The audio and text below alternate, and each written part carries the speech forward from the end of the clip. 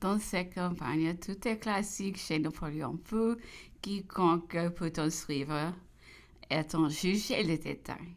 On l'avoue jusqu'à la préparer et suivre rapidement la victoire. La voici à présent dans une circonstance imprévue terrible qu'on le considère. Remédions un ou clin d'œil à de grands désastres et déterminons à l'instant même les dispositions qui doivent lui assurer de nouveau la victoire. Réduite à une défensive momentanée, il va créer dans l'île de Lobo, aux portes de Viana, même une véritable forteresse française qui maîtrisera le fleuve et le terrain. Trahi par les vagues du Danube, il va l'enchaîner et le tout se fera en vue d'un ennemi qui se proclame triomphant et ne songe point à troubler des prodiges qu'il ne sait pas deviner. Et peut-être est-il en quelque sorte excusable, car l'auteur s'écrit à ce sujet. Ceux qui on peut deviner ces miracles de génie. Ceux ne leur ont pas du jus ceux qui le prochirent les plus. Les premiers ordres, dit-il, sont donnés à l'instant, même de désastre, et les préparatifs sont si rapides que 2 ou 3 jours après la bataille, on voit déjà plusieurs sonnettes battre des pilotis au travers des 2 grands bras du Danube. Mais le bulletin put tromper l'ennemi, annonceront qu'il s'agissait d'une sorte d'escalade pour couvrir le pont et arrêter les brûlots. La même jour, Napoléon déterminait sur les lieux et traces de ces cravaches sur le sable. Les plans des ouvrages qui doivent former la tête des grands ponts et les réduits des lobards. À compter de cet instant, chacun travaille sans relâche. Le chef s'établit et les soldats sont infatigables. Constance, leur ardeur sont sans égal. Napoléon, dans ses projets, est peu mieux se dérober à l'ennemi. A besoin vers la fin d'une petite île en face des lignes touchant presque à la rive autrichienne. Les généraux du génie et de l'artillerie en déclarant l'attaque à peu près impossible.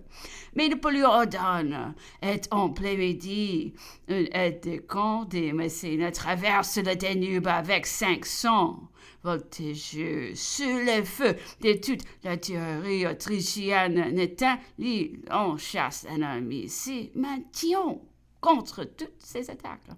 Et en 2 heures, un pont de bateaux est construit en dépit de toutes les batteries qui, enfilées dans le Danube, jetteront le plus de 200 boulets dans les heures du pont.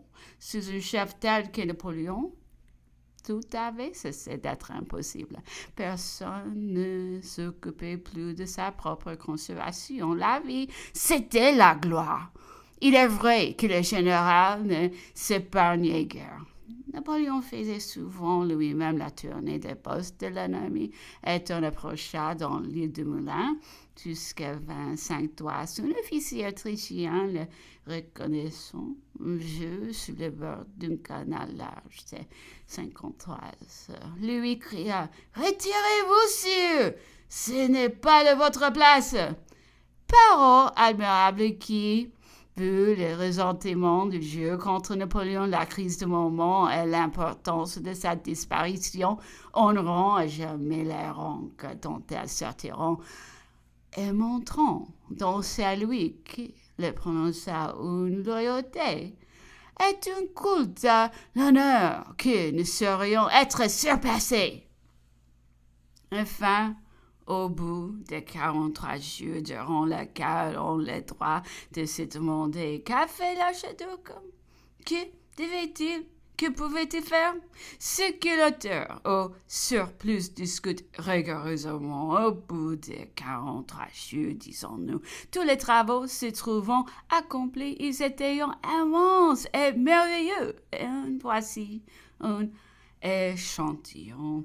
Il y avait à chacun des deux grands bras du Danube un large du 130 et l'autre des 143. Des ponts sous-pilotis où trois voitures pouvaient marcher des fronts au-dessus de ceux-ci, de petits ponts larges de 8 pieds pour l'infanterie au-dessus des ponts de bateaux. Ainsi, des débouchés étaient préparés pour trois colonnes. Elles ont toutes été couvertes par des estacades qui se rejoignaient sur une île à 203 au-dessus des ponts. Les soins furent poussés à un tel point qu'on éclaira ces ponts par des lanternes.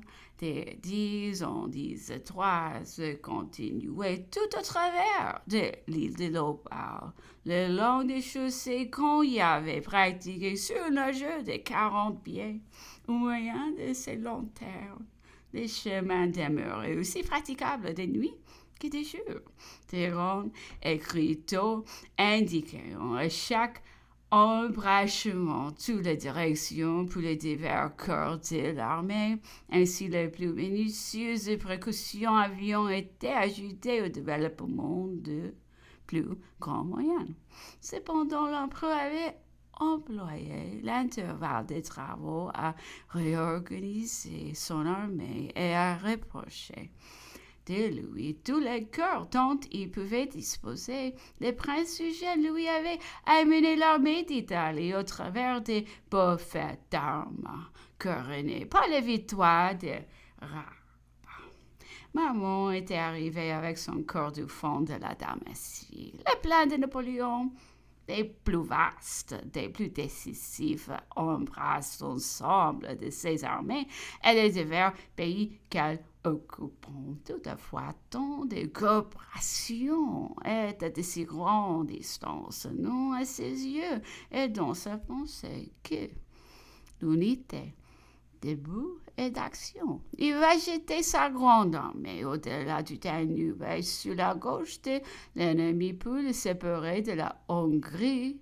Il attaquera sur le champ de bataille qu'il aura conquis, le battra et la coulera sur la Bohème, où il se trouvera prévenu et entouré de toutes parts. L'étude s'accomplira de point en point, ainsi qu'il a réglé jusqu'au moment où l'ennemi, frappé de sa situation désespérée, implorera un armistice.